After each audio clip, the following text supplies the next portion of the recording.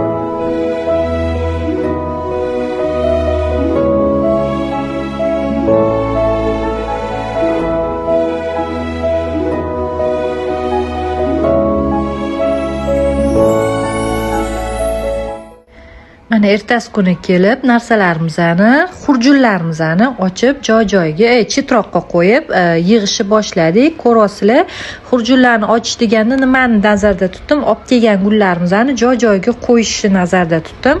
Chunki hammasi narsani joy-joyiga qo'ysangiz, keyin yasatgani borganingizda o'zingizga qiyin bo'lmaydi. Qaysi narsangiz, qaysi gulingiz qattaligini topa olasiz. Bu narsani qiyin emas. Katta sumkalarimni olganman. O'sha Abu Sahiy bozorida qopchilar shunaqa sumkalarni tikar ekan. Vobshe afsuslanmadim olganimga. Mana shu hamma narsamni, gullarimni mana shu qopda saqlayman. Ko'rasizlar, bir pasda yig'ib tashlaymiz va albatta yig'ayotganimda mana shu pirpireni o'sha to'zni srazi taxlab materialga qo'yib xurjunlab olib ketaman. Nimaga desanglar, uyga olib kirmayman. Bu baribir birinchidan chang, boshqa it g'ijim bo'lib ketib qoladi. O'shaning uchun albatta o'sha holat o'zida, o'sha zakazimizning o'zida narsalarimni, hammasini materiallarimni taxlashga va taxlab ketishga harakat qilaman.